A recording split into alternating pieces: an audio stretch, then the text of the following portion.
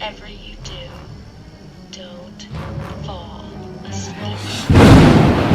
Welcome to Talking Horror with Jamie and Nikisha. Hi, I'm Jamie. And I'm Nikisha, and this is Talking Horror with Jamie, And Nikisha.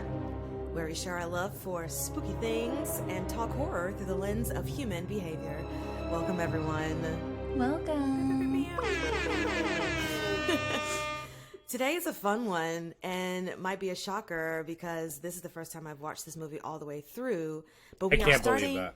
I know Wild. it's really wild, but we are starting our M. Night Shyamalan-a-thon off with a bang with the 1999 psychological thriller, The Sixth Sense. Ooh. Yeah, so we're doing an M. Night Shyamalan-a-thon, but we're not watching them in order. The next one we're going to watch is Unbreakable, but that'll be whenever we get to it, because we want to do Knock at the Cabin. We're doing this so Nikisha can watch all the M. Night Shyamalan movies. So excited. Great. Oh, so many things for this movie, and I'm so glad we are talking about this on this particular podcast because there is obviously a lot to process through all of this trauma that happens in this movie. But it, of course, stars Bruce Willis and Haley Joel Osment, which I appreciated Haley Joel's cameo in The Boys, and he plays like a child superhero. Oh, yeah. Which is really awesome to see him in that. And if you guys didn't know, The Sixth Sense is the second highest grossing movie of 1999. So I went down a little bit of a rabbit hole, and by rabbit hole, I mean just one more click away, and found out what the top movie was in 1999. Do you want to guess what it was, Brian? 1999, American Beauty, no. Oh, The Phantom Menace. Yeah. Genius. Yeah, The Phantom Menace. Absolutely. That is Yeah. absolutely correct.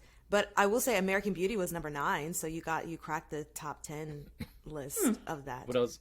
Was The Mummy 99? Yes, The Mummy was I'll just go through it real quick. So it's Phantom Menace, The Sixth Sense, and then number 3 is Toy Story 2. Number 4 is The Matrix. 5 is Tarzan. 6 is The Mummy. 7 is Notting Hill. LOL. 8 is The World Is Not Enough. And 9, American Beauty. And then at number 10, Austin Powers, The Spy Who Shagged Me. That is a great film. Wow. I haven't thought about that movie in so long. So, do you remember the commercials for that? The trailer? It was like, if you see one movie this summer, make it Star Wars Episode 1, The Phantom Menace. But if you see 2, see Austin Powers, The Spy Who Shagged Me. That was the trailer. That's So clever. And then, like, So I think, clever. like, Dr. Evil turns around and, like, is, does the laugh and stuff like that. Mm-hmm. Yeah. Oh, man, I saw that in theaters. I love that movie. I haven't watched it in a long time. I love those movies. I actually saw a TikTok that was like, did you know if Austin Powers, the movie, came out this year and they used the same chronological, like, structure, he would have been frozen in 1993. Oh my gosh. And now we all feel old. I mean, Yeah. I Yep. feel old. That's, Right. No, that's yeah. wild. Right? But I love those movies too. I never saw them in theaters. I think maybe the only one I saw in theaters was Goldmember because Beyonce. So Sure. Yeah. But I do love those movies. They are a good time. Yeah. They're really fun. That's Fantastic. if he made another one, like a fourth one, like now-ish, I would absolutely watch them, and I think it would be interesting to see how he handles it, because a lot of the point of those movies is how outdated his way of thinking was. Yes. So I'm curious to see how much of an even, like, bigger step they take in a fourth one. I mean, that would be great because you're introducing a lot more technology and things. So, I mean, I think it'll be worth it. It's kind of the same with the Hocus Pocus 2 movies, right? Sure. Just like the introduction to all of these new, different lifestyle things. I think it'll be fun to just live in that nostalgia. Totally. Cue. All right, well, obviously heavy spoilers for The Sixth Sense, but don't be like me. I hope that you have watched this movie before because, wow, 1999 was kind of a long way away, or, in the past. And so heavy spoilers for all things of this movie. And Jamie, any trigger warnings for this? Yeah, there are definitely some upsetting images that upset me when I saw this in 1999. There are, lots of references to death, just to start. So if death and grief is not for you, this whole movie is probably not the best movie for you at this moment. But there are some like visual representations of people who are deceased. There's representations of munchausens by proxy, food poisoning, a gunshot wound, a bicycle accident. I'm trying to think of all. It's not like full blown insides on the outside, but it's like it's referenced enough based on like whatever the death culminated in a gunshot, hangings, fire. Mm-hmm. There are insides on the outside in this one, if you consider vomit. There's biles on the outside. Yeah, if vomit is not your thing, this is not for you. If things underneath your bed are not for you, never ever watch this movie. It will change how you run and jump into the bed without letting anybody grab you. Or I'm just speaking from personal experience. Oh, no. I'm sure a lot of people share the same sentiment. And it just reminds me of all those TikTok videos of people turning off their lights, but then like running to the bedroom and like because somebody's chasing them. Yes. Mm-hmm. That's what it is. So yeah, this is why. Warned. Beautiful. So before we get into all things, producer Brian, please give us some words. I would love to. Hi, everybody. Hi, YouTube. If you're listening to us, we're on YouTube, so that's cool, too. So check us out there. And you can follow us on social media at Talk Horror Pod. That's at Talk Horror Pod. Find us there. We're doing some really fun stuff on Twitter, on Instagram, and especially on TikTok. We are getting closer and closer to our 10K goal. We recently passed 8K.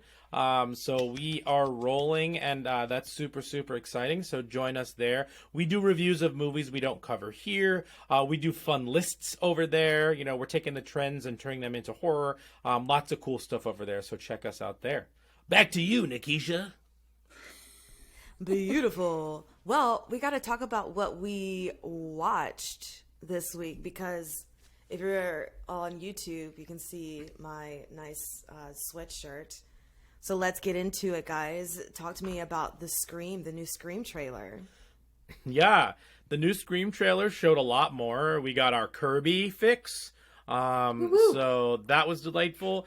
We see a lot of the New York kind of scenery they're using in terms of the apartment buildings, bodegas, stuff like that.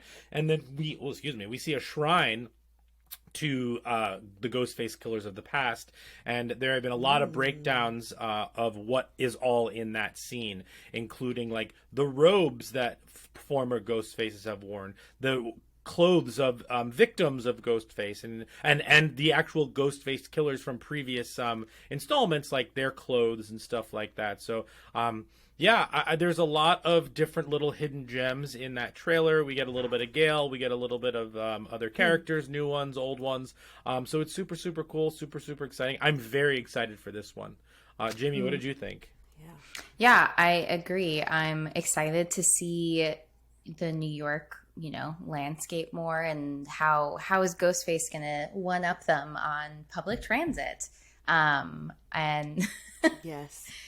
Always excited to see our budding scream queen, Jenna Ortega, kicking butt and taking names, and excited to see, how does she, I hope that she doesn't suffer any more injuries. She really took the brunt of it in the last one. So hopefully she's not too, much the target of Ghostface this time around. But yeah, I'm just very excited. I'm just I'm taking it all in. And hope that it delivers, but I feel like it will. Yeah. The only thing that I kind of have seen on TikTok was when people were breaking down the subway poster of Scream. And just talking about like the different lines that lead to different killers and all the things, and how Stu was kind of like he was a little faded than the other ones, and so people were making like this whole kind of conspiracy that like Stu in some kind of way is coming back and is involved in the thing and blah blah. So I'm really excited to see how this pans out. But yes, to your point about public transportation, Jamie, because that is a horror movie. That's All the by true itself. horror. That is the true horror, is navigating public transportation in New York. Especially on Halloween. Oh, God. Especially on Halloween. Yeah. It is packed full of everybody doing all the things. It's Yeah. like the weirdos, that the normal weirdos, and then like everyone else just trying to do stupid Halloween shit. So Well, that's the fun thing about Halloween in New York City. The guessing, is that a costume or is that their regular garb? exactly. But we got some Samara Weaving in the trailer. The theory there is that she's the Drew Barrymore of this movie. Because that's a thought there. Some people are saying, like, because in the trailer he says like, "You've never seen a ghost face like me," and I feel like that's like in everything. Like they're always like, "It's a new whatever." I would be super fascinated to see if Ghostface is 3 people in this one. I have no reason to believe that, but like that would be interesting. And then we'd have to do is it a Billy Stew or is it a Stew Billy? Like Bestu? yeah, Right. a Bestewily. We'll have to figure that out, but. A big stew. A big pot Yeah, of stew. a big pot of stew. But I'm excited. Listen, I will watch these things till the cows come home.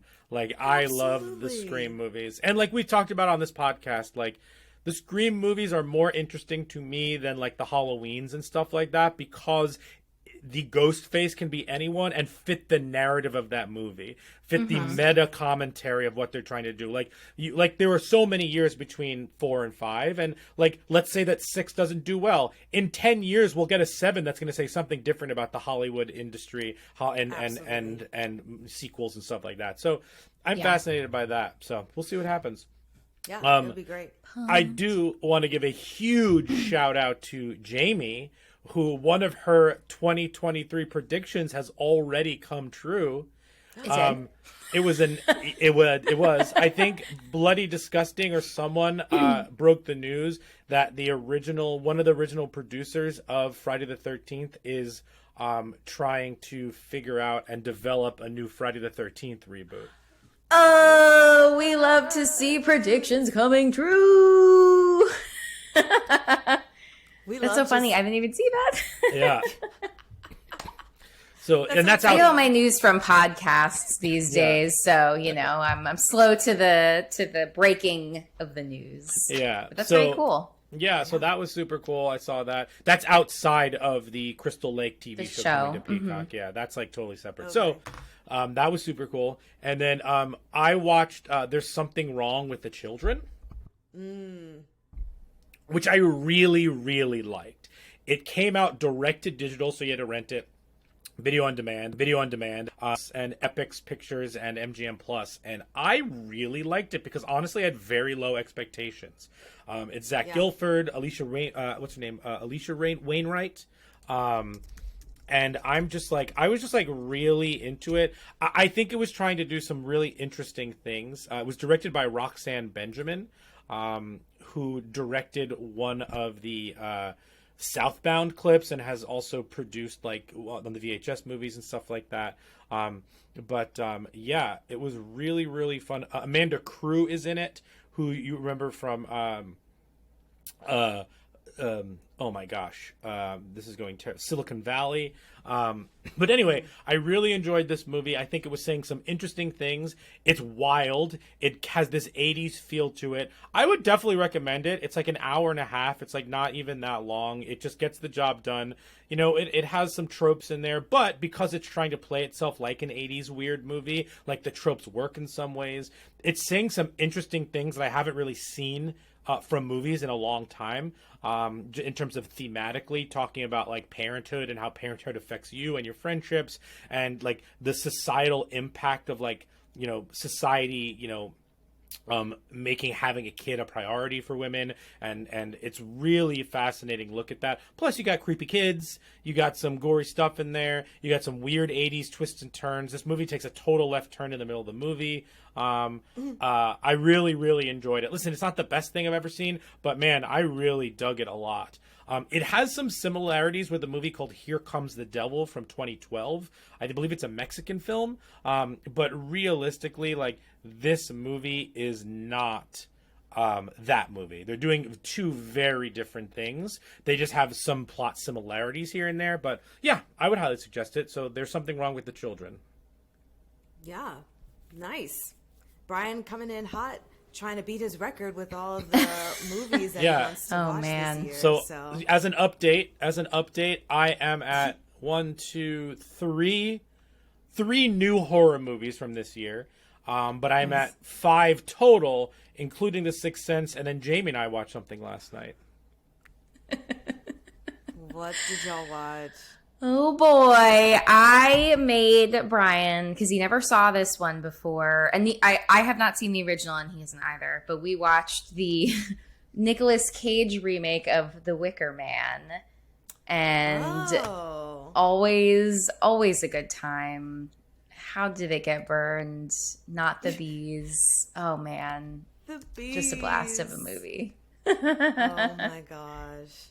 I mean, if you have a good time, that's what's most important. So that's all I was looking for, Nikisha. Was just a good time with an old friend trying to solve a case that doesn't quite make any sense, and things just don't go the way that he's planning. I knew it was supposed to be bad. I didn't expect it to be as bad as it was in the ways that it was bad. Like, yes, I knew the acting was going to be bad, but like, I'm just like, especially Neil LaBute wrote it. And, like, I was just shocked that, like, this, like, eminent playwright did such a poor job with adapting the script.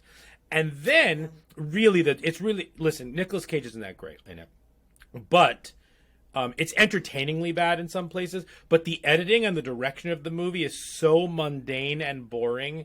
Like, and it's almost like it should have been, like, the movie should have been 20 minutes shorter by cutting off the beginning and ends of every single scene.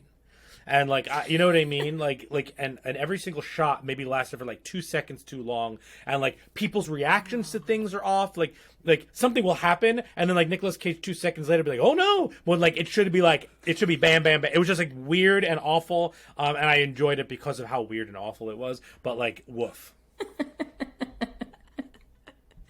Big woof. Well, I mean, it's something added to the list that you have not seen. And you can say that you saw it. So. For sure. So I'm at 5 total for the year, and I'm at 3 new ones. Okay. Beautiful. Well, let's get into this oldie but a goodie, and definitely a better one than The Wicker Man. So let's get a 2-minute plot summary of this. What's up? I'll do it. What's the plot? Go for it. I got to redeem myself from that awful sick one. It's fine. Like, everything and nothing happened in that movie, so you're fine. Thank you. No, I fell into the trap of right. explaining the kills and like forgetting that I had a twist, that had the 2 twists coming. Sure, there's a plot. Yeah. But the kills are what right. we're here to see. All right. So. Okay, producer Brian, you have 2 minutes on the clock to give us your best summary of The Sixth Sense. You don't get 6 minutes, only 2. Okay, I'm ready. Are you ready? Okay. And go. Okay, so The Sixth Sense takes place in Philadelphia. It's about this man, this child psychologist who gets an award, and the night he gets the award, he gets shot by a child as an adult who he could not help when he was a child. That was a bad description of that. Donnie Wahlberg in all of his I didn't eat anything for this role glory.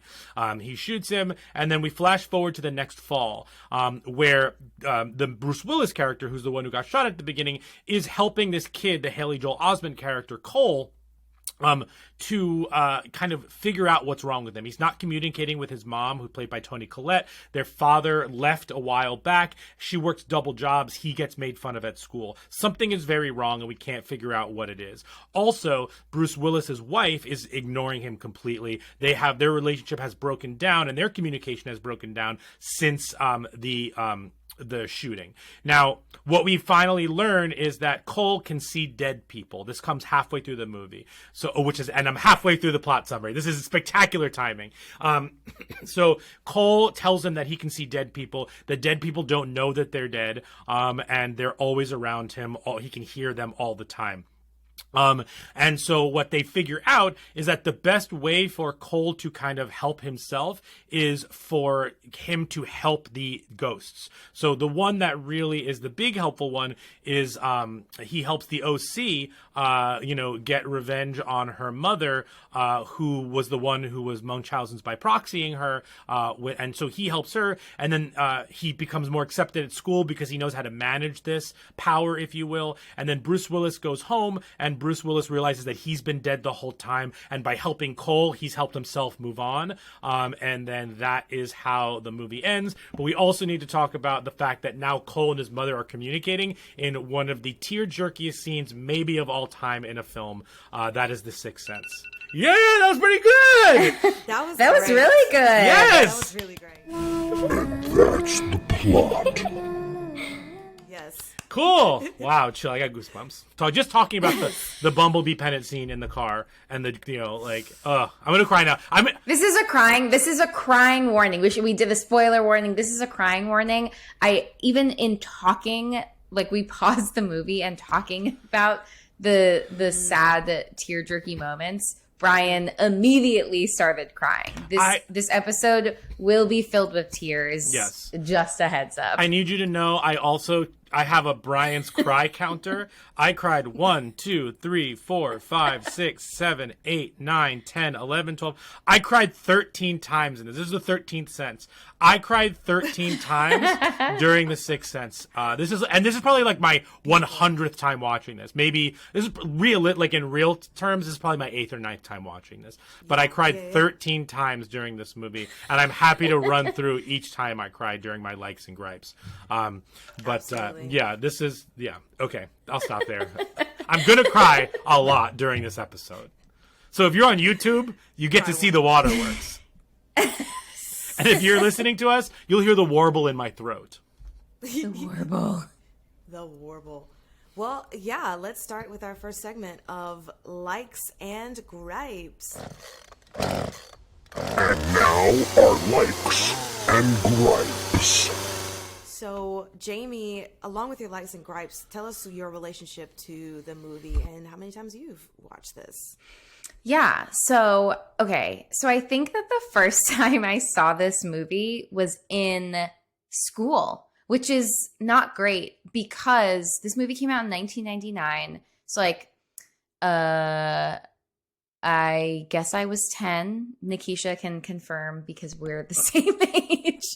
Yes, 9 or 10, depending. 9 or 10. Yes. But it's whenever this came out, like on VHS. So let's say it came out on VHS by the year 2000. So 11. So I am in middle school, and I think we have a substitute teacher, and she's like, we're gonna they roll in the TV cart, and we're gonna watch a movie. I don't remember who the teacher was. I don't know what would compel a teacher to bring this movie in for a middle school class. Because this was in my I can't do scary movies phase. And this movie fucked me up. It was so scary. And all of my perception of this movie was just that it was a terrifying fright fest. And that's all I could remember. Then at some point I had to have seen, I know that I've seen this movie at least twice before, and one was the scary, very scary time. And then I think I must have seen it soon-ish after, or maybe in high school while I was trying to work through my fear. But I still focused so much on all of the scary parts that this time around when I watched it, I did not realize how moving and emotional and dramatic this movie is. And it painted an entirely different experience watching this than I had ever gotten before, because I was so terrified and only remembered like the spooky people and spooky things and images, and like, you know, the really intense conversation that is happening at the end, or even the conversation that that Malcolm is having with his wife. Like, all of these things just like did not sear into my brain the way that what's her face, Misha Barton vomiting will never escape the deep bowels of my head. So I like this movie. It's really good. I like it now. I was really afraid of it when I was younger. But again, I didn't really like appreciate. It's also like revisiting early M. Night and realizing that a lot of the early stuff is not really like true, like intense horror, but there's way more like dramatization and like thriller, like psychological thriller behind a lot of this work. But again, like as a kid, knowing that he's like the king of horror, like that is the lens that I was viewing all of this. So it was a really nice rewatch this time around. I took a lot of notes. One thing I'm curious about as a Philadelphian is I want to know what this award is that he got, and I would also like one. As a child of Philadelphia, Fair. would like to be awarded with the Children of Philadelphia. So I mean, it was funny in the beginning. I was complaining because I was like, is this how drunk people are? And I was like, I guess I'm not like, you know, scrutinizing myself when I'm drunk. So I'm willing to forgive, you know, if that's what drunk acting is. Didn't recognize Donnie Wahlberg. I wrote Donnie Wahlberg, who? Like that barely looked like him. It was shocking and very deeply upsetting. Like just as a therapist, seeing this person, you know, enter young adulthood and feeling like they were failed by a person that was supposed to support them and like help them at a very vulnerable time. That's so deeply upsetting. And I'm sure we'll like talk more about that in our brain segment. But just like, yeah, I was very upset and like triggered by that. I mean, obviously because Bruce Willis is shot by like a former client, but just like watching him kind of go through the Rolodex in his head of all the clients that he's worked with in the past, and then like try to speak and connect with him, but still missing what was really going on. But like ultimately this sense of like, I failed, I let somebody down. And not only that, but like, you know, they ended their life. Like that's so awful, such an awful thing to have to carry as a mental health professional. A lot of the questions I was asking in my notes and out loud to Brian as we were watching this were answered throughout the movie, which I really appreciated, that there was so much like thoughtfulness about like, I was like, how does he have notes? How is he assigned this case? Like, oh, he was assigned like the day that he died. So like he would have already had access to that information and was just like going about, you know, his normal routine. And so like that made so much sense. So like I really appreciate that. I also was like, why isn't he talking to his mom? Like, and not that he has to, and I'm sure like people will have gripes with me about that, but and I have other thoughts about like, you know, what is it like for a kid to have a secret and not be able to share it with a parent? But I was curious, like, what's his personal motivation? Because there's no one telling him not to share it with his mom. And just him saying like, she doesn't look at me like everyone else. I don't want her to know. Like that her having this knowledge would fundamentally change how she views him, that he's so scared that she's going to view him as, quote, a freak like everyone else does, that like that's going to change their relationship. And that's so heartbreaking, because then you have these scenes where like he's so scared, he's terrified every time he's having these encounters, which is constant, and when his mom is around, but like there's no respite when she's there, because he has to also lie to her in order to like not let her know. So that first scene where he's sitting in the kitchen and she leaves the room and then comes back and all of the cabinets are open and she's like startled and he's just sitting there and he looks so cute and like, you know, his little jammies, he's just sitting there. But she's like, what were you looking for? Because she doesn't know what's going on. And he has to like think on the fly and just says like Pop-Tarts. But like, obviously he was just sitting there the whole time, terrified because like we later see the ghost lady who's like opening all the cabinets in their house. It just like, oh man, that made me so sad. And then I was contemplating with Brian, like he leaves behind that handprint on the table. And we were talking about, because temperature is like a big way that they show when the ghosties are around. And so it's not totally clear to me in that scene, like, is seeing the handprint an indicator of the fact that it was colder in that room? Or my first reading of it is it his anxiety? Like he's like gripping the table because he's so scared in that moment of A, the ghost itself, B, his mom finding out. Like there's just this poor kid is just carrying the weight of this. And it just makes me so sad. Here's one gripe that I had when Bruce Willis goes out to dinner with his wife and he just starts talking about like working with Haley Joel Osment. That conversation is not HIPAA compliant. He's giving full names and descriptions about this family out in a public restaurant where there are many people around. That is bad. That is not HIPAA compliant. If you are a mental health professional, I mean, you know this, but yeah, do not do this. If you are any medical professional of any kind, please don't be having full-on conversations about your clients and patients out when you're out to dinner. Boo Bruce Willis. -1 point in the good doctor. Good doctor, bad doctor, minus 1 point. That's fair. I mean, I also think like -1 point for him basically saying that he like wasn't going to keep working with this client because it was interfering with his own personal life. And it's like, that's why, I mean, we talk about self-care and like, you know, the things that clients are doing, like potentially clients and characters from other movies to protect themselves. And maybe we don't talk as often about like, how should mental health professionals be taking care of themselves so that they can like do this work. And in this example, it's like, oh, like maybe Bruce Willis doesn't have good like work-life boundaries. Maybe like he's not investing as much energy into his wife. Even in the beginning, she makes a comment about like how he's putting all of these families first and her second. And like we can imagine in before the twist is revealed that like that's what's going on. And he's just so invested in his work that he's like not putting any energy into any other aspect of his life. But that's not good for your clients.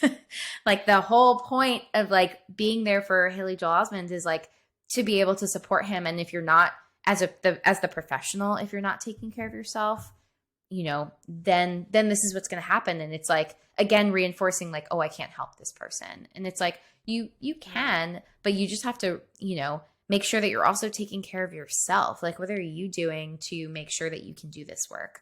So that also bothered me, -1 point. And another question that I don't think it's a gripe. I'm just like curious kind of about the rules of ghostiness. So like Bruce Willis showing up at certain points, like at the hospital after they say he has the seizure, or at the school after he gets in trouble for like bullying the teacher. Like, how does Bruce Willis know in those moments to show up? How does this ghost power work? He's just like always there. And like, again, on first viewing, you're to assume that like the doctors would call the psychologist, that the school would call the psychologist, like, which also unfortunately doesn't happen all the time. But when it does, it's like, great, we want to reach out to the whole support system. So yeah, I'm just curious about how ghost powers work. Another gripe is Toni Collette's accent. Where are you from, ma'am? That is not Philadelphia. I love Toni Collette, and she's great at accents because I didn't realize until maybe like 2 years ago that she's like Australian. Didn't know that either. Wow. Right. Learn something new every So day. yeah.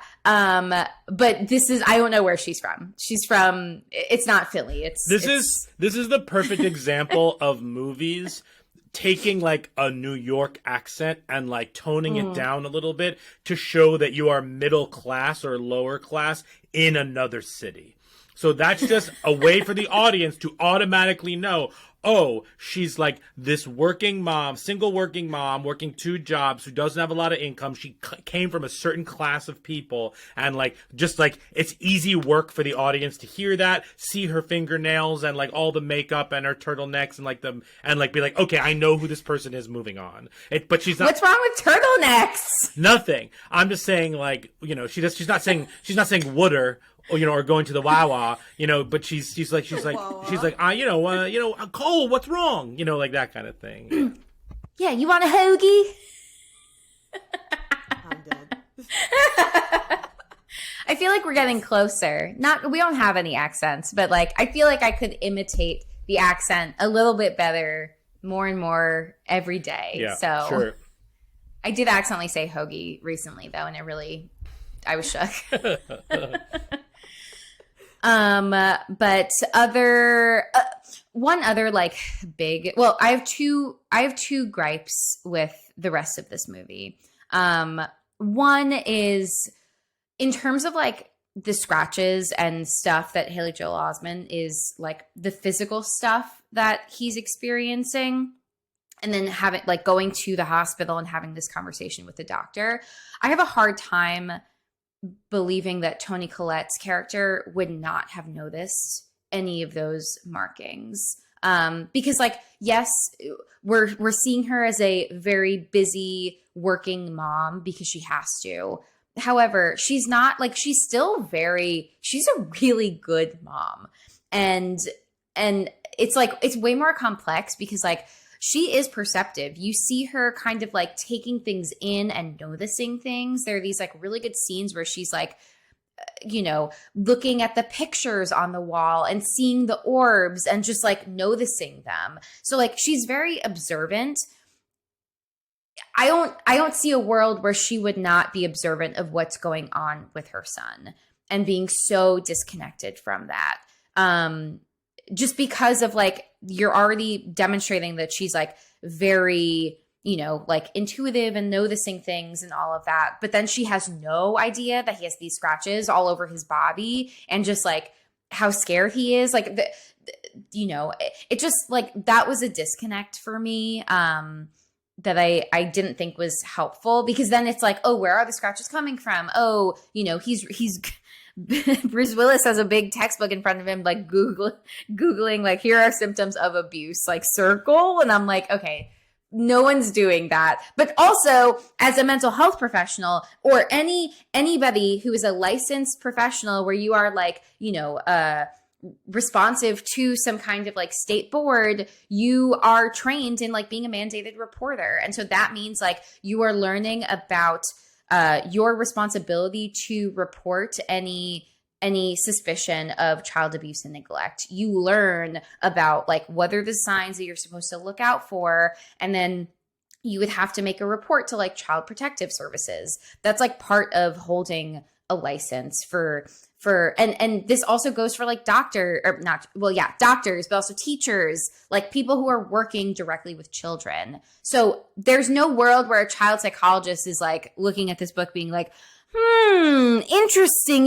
I've never seen this. But I'm like, that doesn't make sense, especially if the city's awarding him, like clearly he's working with the city. Like that doesn't make any sense. You would know what these things are. And you are, you know, for at least, oh, here's another thing. In Pennsylvania, I also know this because I'm a licensed mental health professional here. You have to take this training on child abuse, spotting and identifying and reporting child abuse every time you have to renew your license, which for social workers is every 2 years. So again, there is no world where Bruce Willis would not know what these things are because he should be getting training for it every 2 years. So that's my fun fact. And my last thing, because I've been talking for way too long, is I don't see a world where doctors wouldn't have assessed for Munchausen's by proxy with Misha Barton's mom, because there's murmurs about like, oh, she's already seen 6 doctors. That's one red flag that I know that like medical professionals have in assessing for Munchausen's and Munchausen's by proxy is like, how many other doctors and medical professionals have you spoken to at this point? Like, you know, a big, not that like there isn't something actually medically wrong going on, but like part of that training is to be able to suss out like, is there something else that could potentially be at play? And like that long history of other medical professionals is definitely a flag to look more deeply into. The other one is that they say that now the younger kid is getting sick. And I'm like, again, why is there no doctor that's like, something weird, what's going on?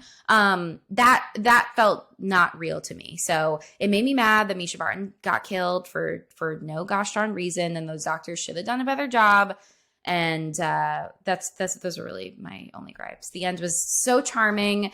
I was so relieved that he was having this conversation with his mom, and like could like the weight off of his shoulders of being worried about how his mom would perceive him.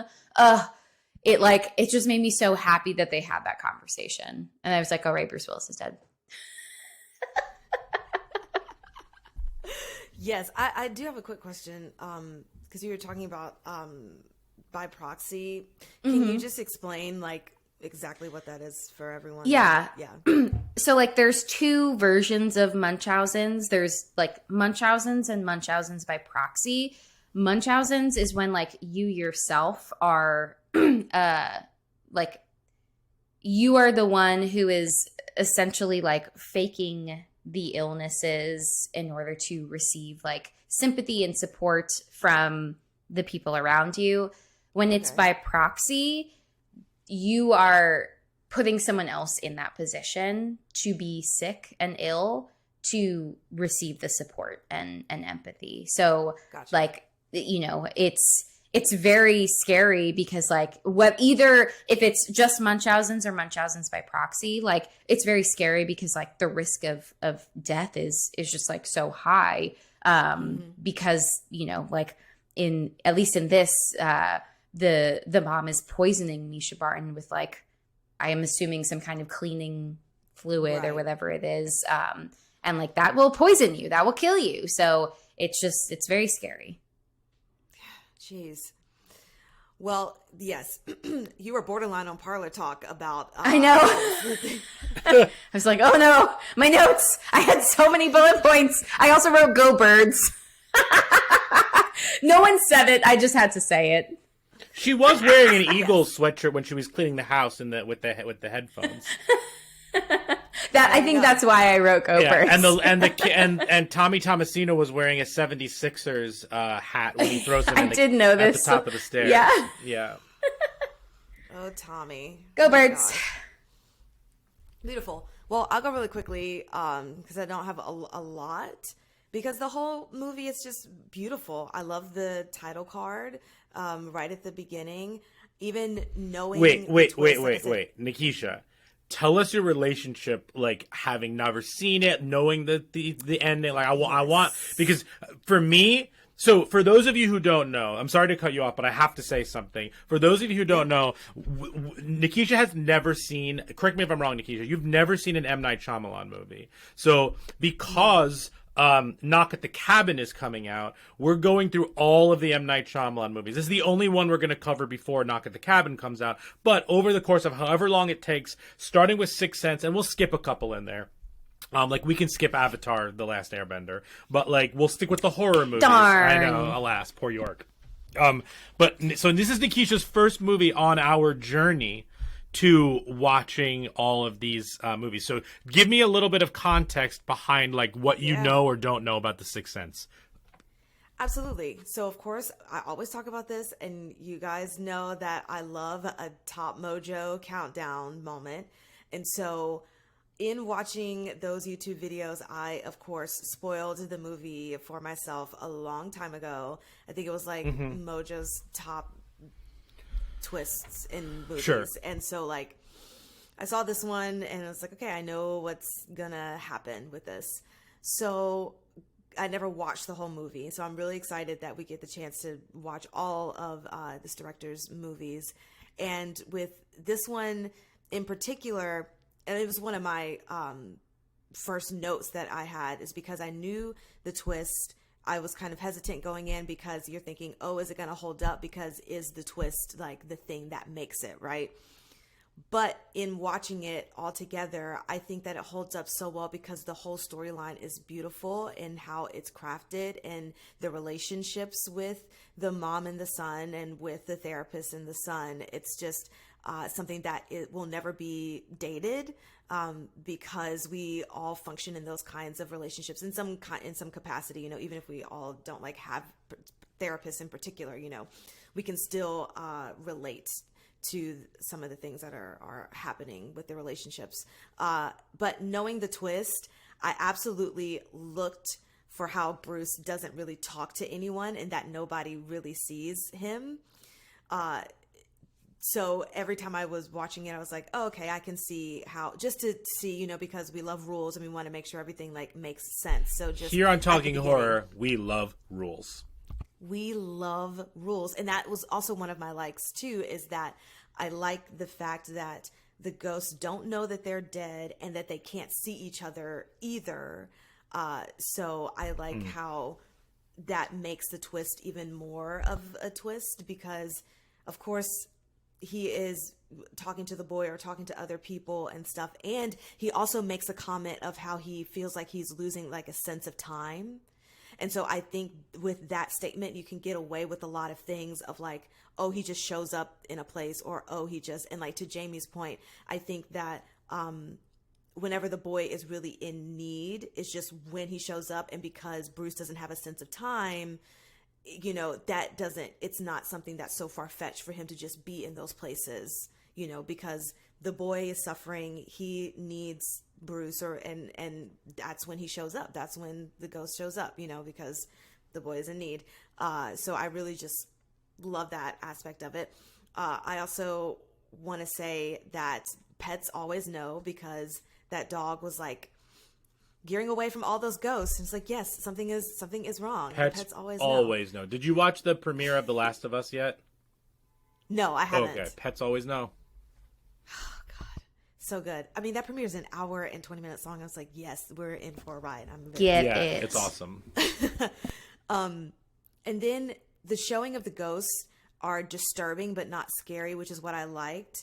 But I did wince at the boy who was like, I know where my dad's shotgun is. And then he turns around and whoo. Yeah. Oh, God, I hate it.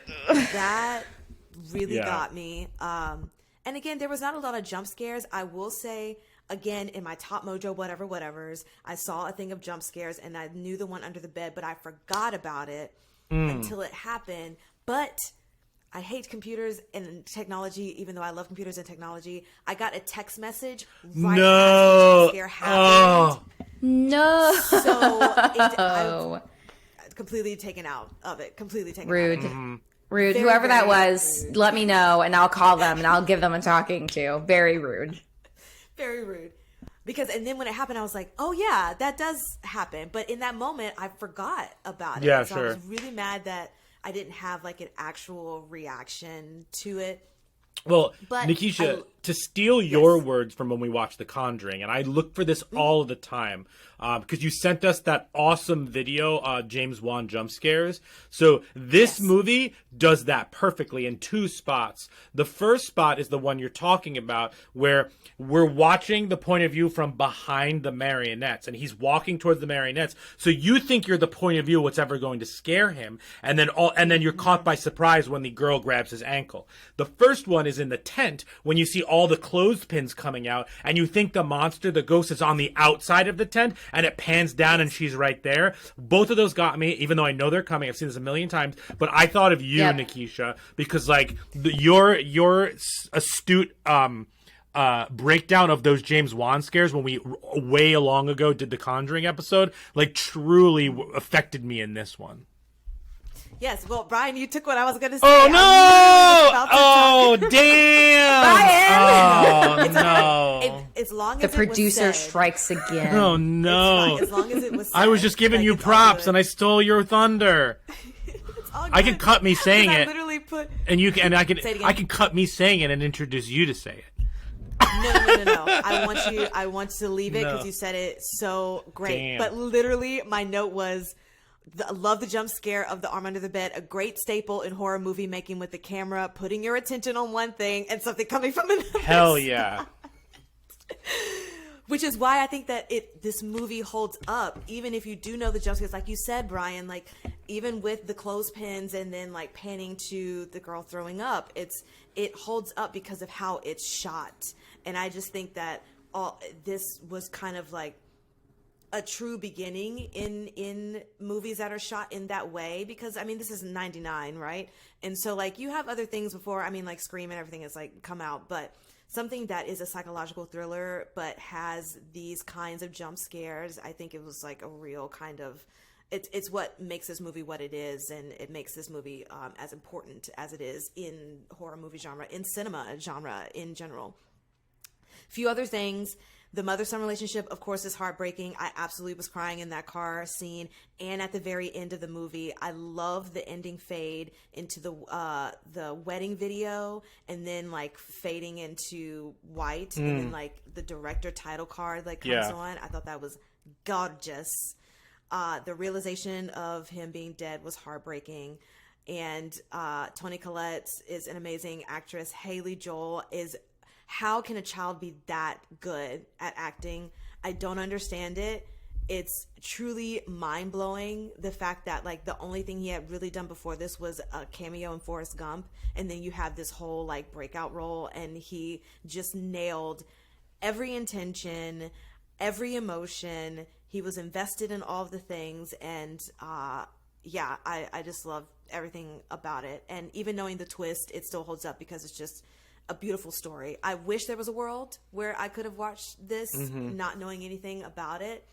But again, even knowing the twist, I think it's still worth the watch because of the whole story and the mother-son relationship and so many other things that are just so heartbreaking. But it's just a great movie about kind of moving on from trauma and how helping other people can help you with your own trauma. So yeah, I loved everything about this.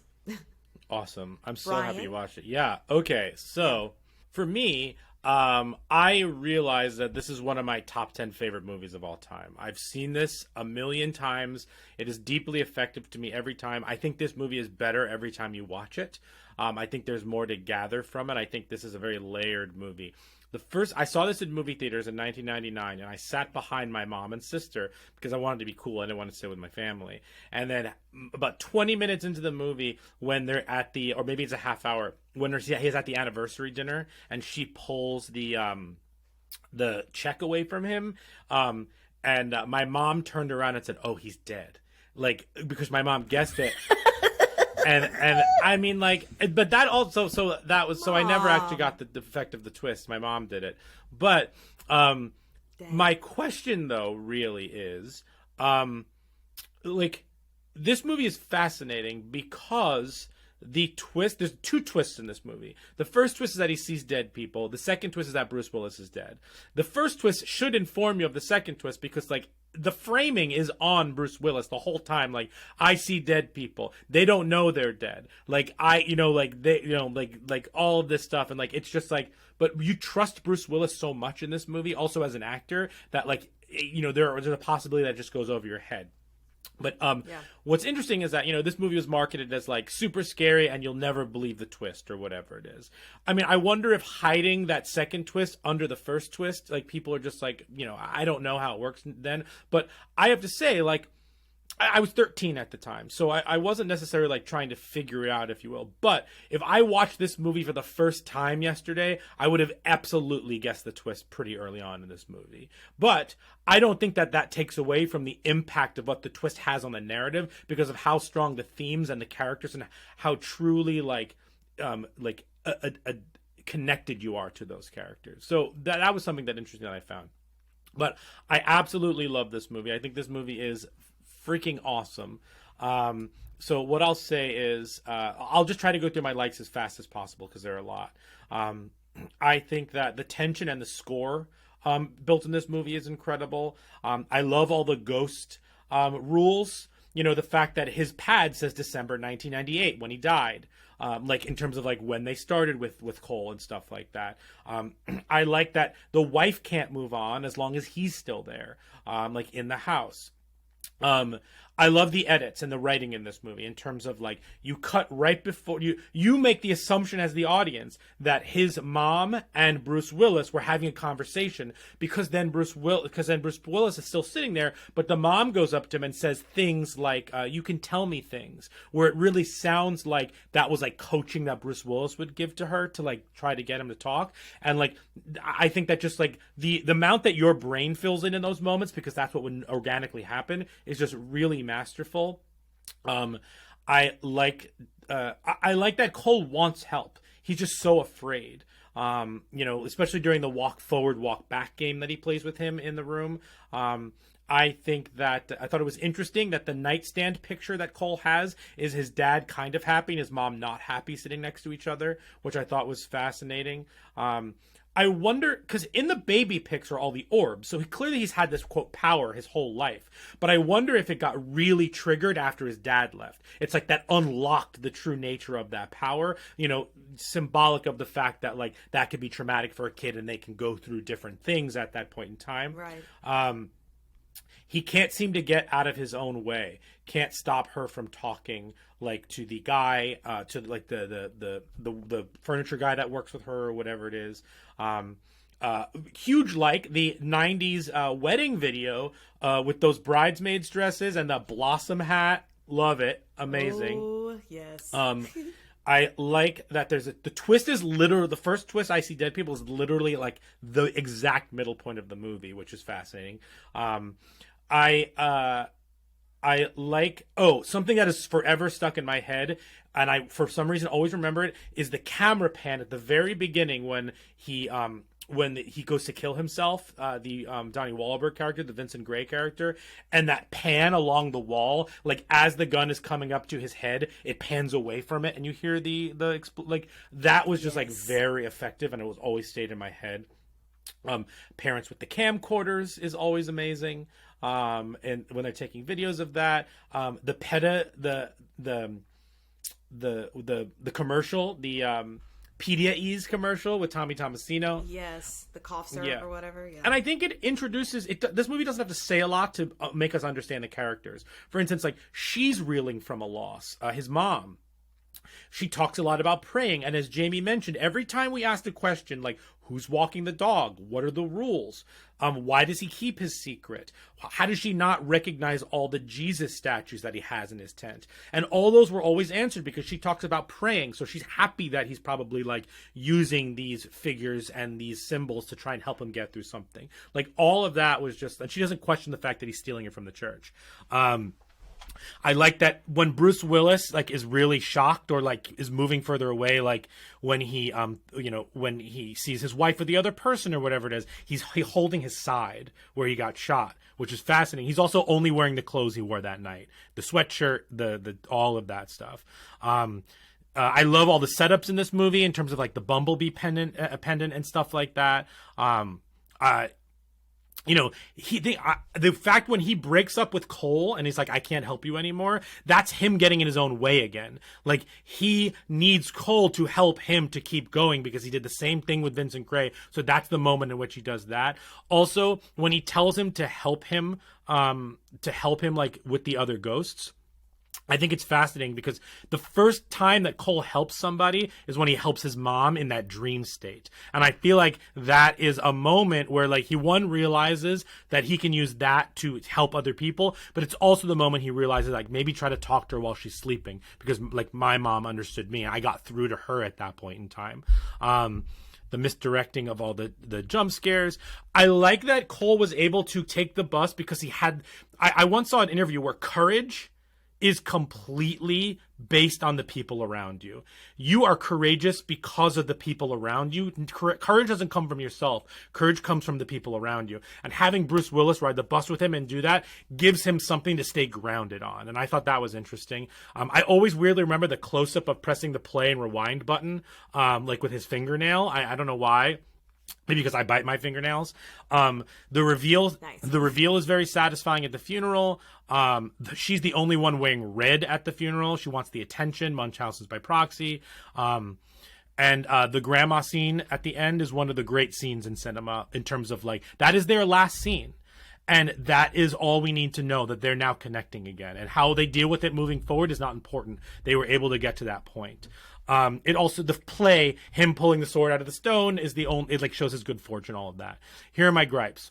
Clunky exposition with the frame, and they hide it with drinking. Because they're drinking, they're being like, well, you're a great psychologist, this and the other thing in the city, you know, oh, I'm always number 2, like all that stuff. The ghost side of things, the power, like, same as Jamie, like, I figured it out, but like, I always want more. The clothing rules, the teacher is a gripe. The clothing rules are not a gripe. The teacher is a gripe. Like, how are you still going to, like, be a teacher when you call the kid a freak in school? Toni Collette's accent. The dog seems to need more care from the family. Another weird gripe, and I don't know. All the other dead people are alive. The hanged people don't seem alive, which would be weird. Like, you know, when they're hanging in the gym, like, if someone blinked, maybe that would have been interesting, but I don't know. And here is my biggest gripe with the movie. At the end, when he says, you were never second, that's not true. He never apologized. I think it would have been more effective if he apologized to her for always treating her as second. Because his behavior throughout the whole movie showed that he always treated her as second-class citizen to his work. And he says that, like, you were never second, maybe in his heart, but his actions didn't present that. So I would have appreciated an actual apology as opposed to like something else there. That's all I'll say about that. Also, something that you can see, and Nikisha, we'll get to this as we watch more of these, you can see how serious M. Night Shyamalan takes his scripts. Everything in this is like dead serious. And you can kind of see the beginning of his ego getting in the way of like, my text is the most important thing of all time. Like, this text is God. You can kind of feel that in some places, but this movie is great. So it's awesome in that way. So also you gotta love his Hitchcock cameo as the doctor. Quotes. It's called improv from Tommy Tomasino. Keep moving, cheese dick. Is that a real insult that people say? Maybe in Philly, because like cheese whiz. I will not hit or kick anyone like the Bart Simpson on the wall writing on the chalkboard. Stuttering Stanley is something I'll never forget. I was even quoting it before we even started the movie. And Jimmy's like, what are you talking about? I'm like, just wait. Stuttering Stanley. Yeah, I forgot. Again, I only remember the scary parts. Yeah. When Cole says, I didn't know you were funny, you have to add some twists and stuff. When he's asking to tell the story to him in the hospital, he's like, you're a bad storyteller. You have to add twists and stuff. Love that. You wigging out when he like figures it out, because when he comes back to him, or like, are you wigging out at the end? And then silence, village idiot, always makes me laugh every time in the play. Cry counter. Toni Collette with the wishing scene where they all tell him how their day was or how they wish their day went. Solid cry. Cole asking why you're sad to Bruce Willis. When she says happy anniversary right through him.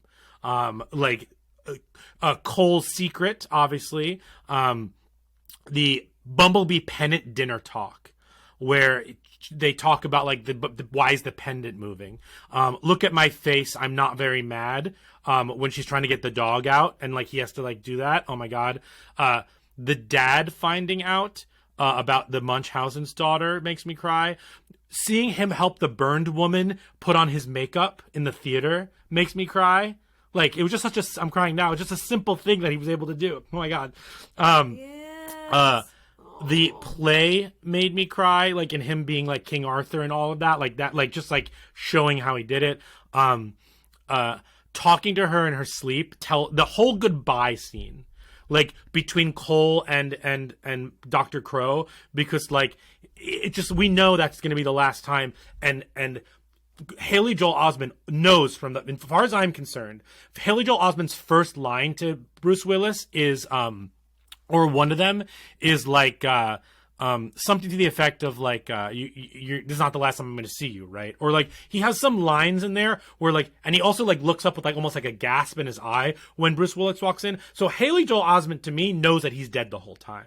Like that is, but he can't tell him because that would like make him go reeling. So like him saying goodbye to him before Bruce Willis figures it out is just like a devastating scene to me. And then the car scene at the end is truly like, I cry at when oh my God, I'm gonna do it right now. Like just like that whole sequence of like the scare of the woman behind him and he's trying to talk to his mom and that whole thing about the grave and like, you know, what did you ask her? And like the whole thing, oh my God, I'm if I don't stop now, I'm just gonna sob. But yeah.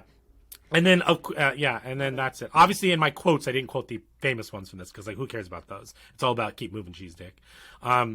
So questions I have for all of you that we can answer during the brain segment because I know we're, like, running super long because we all love this movie. Did you think that Cole knows immediately that he's dead? Did you like this movie your first time or on knowing the twist and watching it multiple times? And then... is the mother inattentive or overwhelmed? And I think Jamie answered that already. She's a good mom. She's just like overwhelmed by everything. So I'll stop there. Yeah. Thank you. This has been not a TED Talk, just I love this movie. A parlor talk, I mean. Beautiful. Well, you already introduced us into brains, so let's get into it. I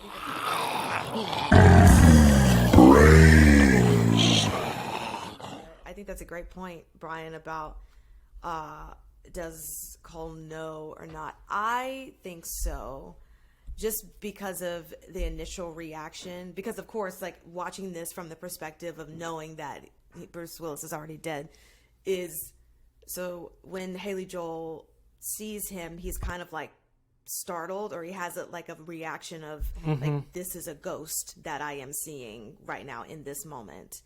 And what our first introduction, he's like running into the church and like playing with the things or kind of like hiding from him from Bruce Willis. So I think, yes, all that to say, yes. And I think also, like Jamie said, the mom is just overwhelmed, but a really good mom.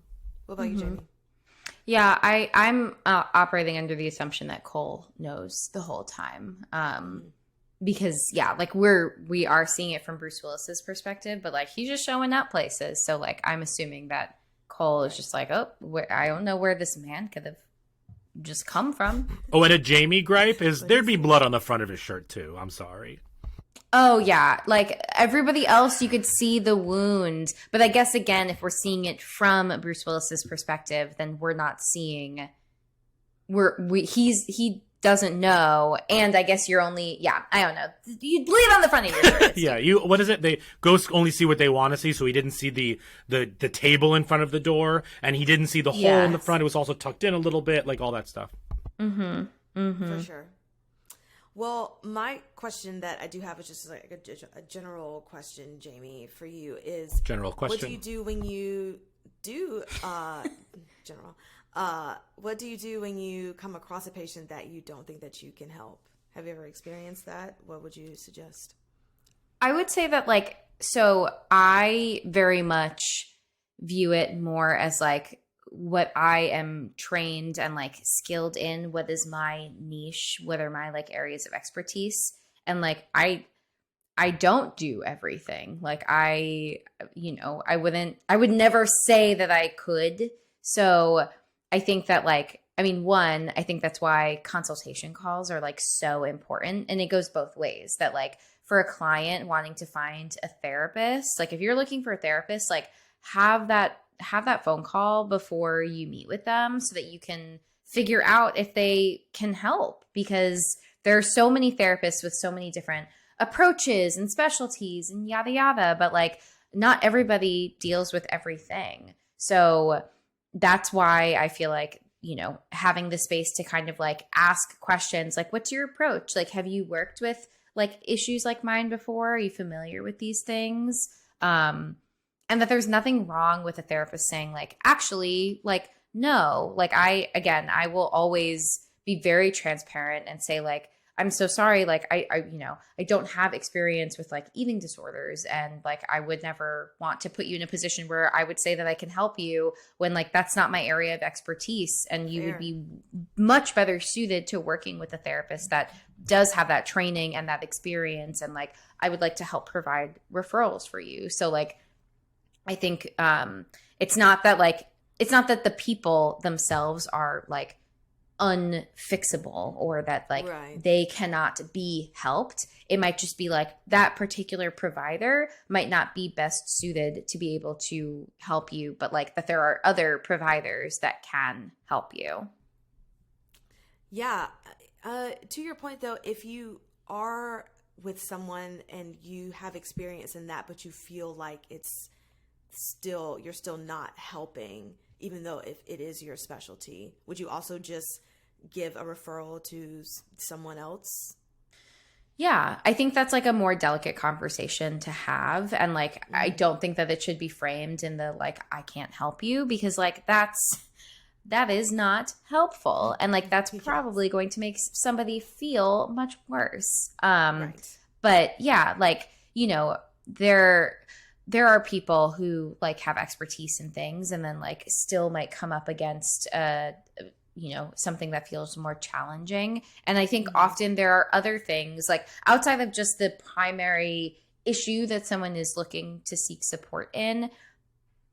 For me, the fit is the most important thing. So maybe it's like Bruce Willis and Haley Joel Osment like aren't a good fit to work together, even though this is Bruce Willis's like area of expertise, and that's okay. Because again, it's like, it's more about that relationship that you have with that therapist than it is about like, yes, obviously it's about their skills and their ability to like support you. But if you don't feel connected to them and vice versa, like if they feel like the therapist is evaluating the fit too, if it feels like it's just not the right connection, it doesn't mean that there's anything wrong with the client. It just means that like, we might be perceiving that like, I'm just not the right fit for you in particular, even though like I might have these skills. And like, again, having a really delicate conversation with explaining that like, it's not the client's fault should be the first thing, and not the like, I can't help you.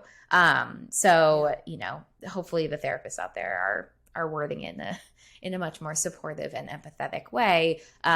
Plus I think that you soften the blow by actually having other people to refer to. So it's like, I can't help you, but Dr. Smith is a great doctor who also has expertise in this. And like, I think actually would love to work with you. Like you soften the blow by like already helping you make it less complicated for somebody to like connect with somebody else. As far as I'm concerned, I feel like therapists go above it. This is my personal opinion. And I say that right now because I have the capacity to do this, but therapists go above and beyond when they're able to actually provide clients with other referrals. Like it's hard enough trying to find a therapist out there for anyone right now. If a therapist is like, I'm so sorry, I'm not the best fit, or I'm so sorry, I'm fully booked right now. But here are some colleagues that work very similar to how I work and like also meet the other criteria that you're looking for. It's crappy to have to go through like this chain of like continuing to talk to people. However, I think it like softens the weight of having to like search and find that right fit when there are other connections that are being offered. For sure. Yeah, that absolutely makes sense. Brian, did you have a question? Yeah, can you tell us the difference between a psychologist and a psychologist and a psychiatrist? And then can you talk about like what you would need to be a child version of any of that? Not like a little kid doing it, but like helping little kids. And then you talked about the dings on him. I'm going to need to get your full assessment on if he is a good doctor or not. Sure. So the biggest difference between a psychologist and psychiatrist is like the type of education. A psychiatrist is a medical doctor. So a psychiatrist would go to med school to become a medical doctor. And then my understanding is that like when you're in med school, you like choose your specialty. And so you can choose anything. You can be like a surgeon, you could be a pediatrician, you could be a gynecologist. You can also choose psychiatry. So that would require, and then like, everybody has to do some kind of like post med school type of additional education / like hands-on learning, like residencies and all of that. They have that for all of the specialties that you are pursuing. So they have psychiatric residencies. You would likely be like, working in, I want to assume that most likely it's like hospital settings, but like outpatient, inpatient units, and like learning about, the psychiatric services. So there's also, because it's a medical doctor, they're able to prescribe medication. So like if somebody is looking for medication to help manage anxiety and depression, they can see a psychiatrist who can prescribe that medication. A psychologist can't make prescriptions, even though they have a doctorate, but it's a PhD. So it's like a research-based doctorate and not a medical doctorate. And so with psychology, we're psychologists. It's like, the length of time that folks are in these programs are like similarly long. Like for a PhD, it's like, 5 to 7 years plus. And it's a lot of like research. I would say psychologists are a lot of them end up in academia for like, doing research affiliated with universities and things like that. But they can still do direct practice. Some of them do direct practice. There's also other options that have doctorates. Like there's a PsyD, a different type of doctorate in psychology that is not research focused. It's practice focused. It's clinically focused. So there is, again, more of an emphasis on clinical practice as opposed to research. And you still get a doctorate at the end. So you would be a doctor. But that program is like 5 years. But like the underpinning of like what is being learned educationally is the same as far as I know. Like some discrepancies with like psychological testing. So like if you wanted to do testing for like IQ, if you wanted to do testing for if you have ADHD, there's like tests that you can do that can confirm that diagnosis. Things like that, which is different from like an assessment that you can ask questions about, like, have you been having symptoms of like difficulty sleeping, low appetite, loss of interest in things? Any mental health professional can provide those assessments, but like psychological testing requires additional education. But what I was going to say before that is that all of the educational underpinning is essentially the same because we're all learning all of the same theories across like most of the different mental health professional educational tracks. So like social workers and licensed professional counselors and licensed marriage and family therapists, like we're all learning about Freud, we're all learning about Pavlov, we're all learning about, Erik Erikson, child development, speaking of children. So like all of those theories we're all learning the same theories. It's just maybe like the application of them that might vary a little bit in what we're learning, in school and things like that, and like different lengths of time that you're in school. With a child psychologist, I would say that like, both experience wise, like there's just probably a lot more focus on working with children in different settings. That could be schools, that could be hospitals, anywhere where you're like exposed to working with children, just like that's where a lot more of the experience is. I think that like with education wise, like I'm not a child psychologist, so I can't speak to like other specifics. But I'm sure that there's like additional, trainings and things like that. But yeah, we're all learning a lot of similar stuff. So is he a good doctor? I want to say 75%. I think he's a good doctor. I think he works really hard to like build that connection with Haley Joel Osment, and like I think that goes a long way. I think where it's problematic is like he needs more training on what abuse looks like, and he needs better boundaries. Like he needs to practice self-care so that he can have better boundaries with clients. Fair. All right. Practice all the self-care. Beautiful. Well, let's get into Rotten Tomatoes. Sure. Yes. Rotten Yes. Tomatoes. What? It's the Rotten Tomatoes game. What do you think this has on Rotten Tomatoes? 92. Oh my God, that's literally what I was gonna say. 92. It has an 86%, Interesting. which is wild to me. The audience score is a 90 though. Okay. And So we're aligned with the yeah, audience. M. Night Shyamalan's The Sixth Sense is a twisty ghost story with all the style of classical Hollywood pictures, but with all the chills of modern horror flicks. Yeah, I mean, I think that's accurate. The thing is, I grew up with this type of movie. Like Nikisha, like you watch all the slashers. I watched these type of movies, like this, and a couple of them would be with suggestions. But like this is what I grew up with: Hitchcock and this, and like this is what I love, and yeah. So it does feel like classic Hollywood for sure. Should we do the 4 S's? Yes. Yes. Okay. Skull, scare, shakes, and suggestions. The Talking Horrors 4 S's. We have skulls, scares, shakes, and suggestions. We're going to do 1 through 10 for skulls, shakes, and scares, and then we are going to give our suggestions. So, Jamie, what did you want to do? You want to go first? Yeah.